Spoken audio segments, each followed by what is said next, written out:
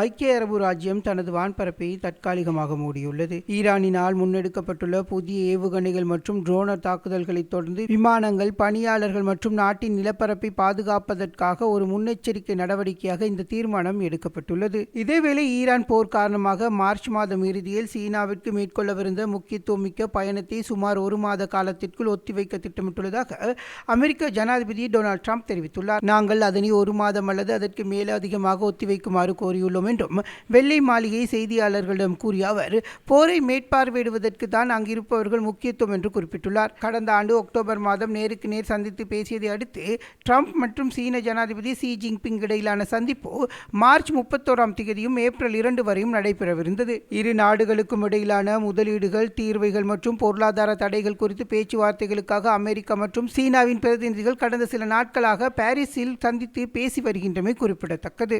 பக்தாதில் அமைந்துள்ள அமெரிக்க தூதரகத்தை இலக்கு வைத்து தொடர்ச்சியான ட்ரோனர் மற்றும் ஏவுகணை தாக்குதல்கள் நடத்தப்பட்டுள்ளன.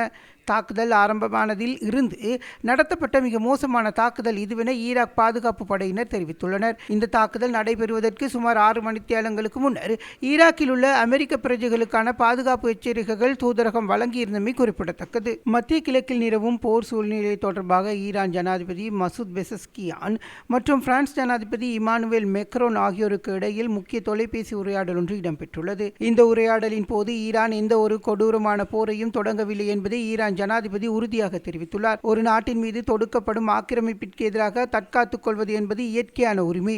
அதில் நாங்கள் மிகவும் திறமையானவர்கள் என அவர் தமது சமூக ஊடக பதிவிலும் குறிப்பிட்டுள்ளார். அத்துடன் ஈரானுக்கு எதிரான தாக்குதலுக்காக பிராந்தியத்தில் உள்ள அமெரிக்க தளங்களை பயன்படுத்துவதை நிறுத்த வேண்டும் எனவும் அண்டைய நாடுகளுடனான எமது உறவுகளை குலைக்கும் நோக்கிலேயே இத்தகைய நடவடிக்கைகள் முன்னெடுக்கப்படுவதாகவும் அவர் குற்றம் சாட்டினார். மேலும் ஈரான் ஒருபோதும் அடக்குமுறையாளர்களிடம் சரணடையாது என தெரிவித்துள்ள அவர், அந்த ஆக்கிரமிப்பை கண்டிக்க முன்வருமாறு சர்வதேச சமூகத்திற்கு அழைப்பு விடுத்துள்ளார். எதிர்காலத்தில் எமது நிலப்பரப்பில் எவ்வித தாக்குதல்களும் நடத்தப்படாது என்பதை உறுதிப்படுத்தும் வரை போர் நிறுத்தம் பற்றி பேசுவது அர்த்தமற்றது எனவும் அவர் திட்டவட்டமாக குறிப்பிட்டுள்ளார். இந்த உரையாடலானது மத்திய கிழக்கு பிராந்தியத்தில் போர் பதட்டம் உச்சத்தை எட்டியுள்ள நிலையில் பெரும் முக்கியத்துவத்தை பெறுகின்றது.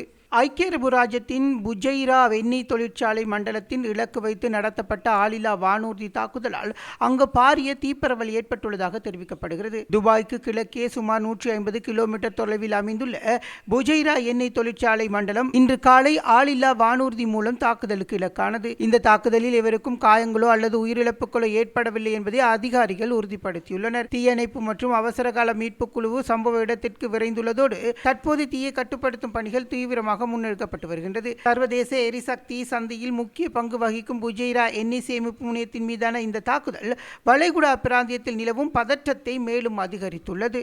இஸ்ரேலில் நிலவும் தற்போதைய போர் சூழல் மற்றும் அங்குள்ள மக்களின் அன்றாட வாழ்க்கை முறைமை குறித்து முக்கிய தகவல்கள் வெளியாகியுள்ளன.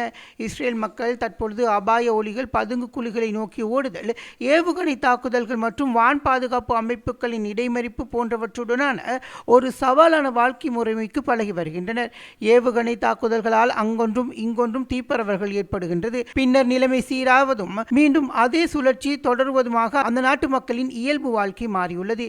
குறிப்பாக நாட்டின் வடக்கு பகுதிகளில் வசிக்கும் மக்கள் 24 மணி நேரமும் இத்தகைய பதட்டமான சூழ்நிலையில் உள்ளனர். ஒருமுறை பதுங்கு குழியிலிருந்து வெளியே வந்து நிம்மதியாக பெருமூச்சு விடுவதற்குள் அடுத்த அபாய ஒலி கேட்டு மீண்டும் ஓட வேண்டிய நிலைமைக்கு அவர்கள் தள்ளப்பட்டுள்ளனர். இது அங்குள்ள மக்களை உடல் ரீதியாகவும் மன ரீதியாகவும் பெரும் சோர்வாக்கியுள்ளது. இயல்பு நிலைமை ஓரளவுக்காவது கொண்டு வர முயற்சிக்கும் இஸ்ரேலிய அரசாங்கம் போக்குவரத்து சமிஞ்சை போன்று ஒரு நிற குறியீட்டை முறையாக அறிமுகப்படுத்தியுள்ளது. அச்சுறுத்தல் நிலையை பொறுத்தவரையில் பாடசாலைகளுக்கான கட்டுப்பாடுகளை தளர்த்துவதன் இதன் நோக்கமாகும்.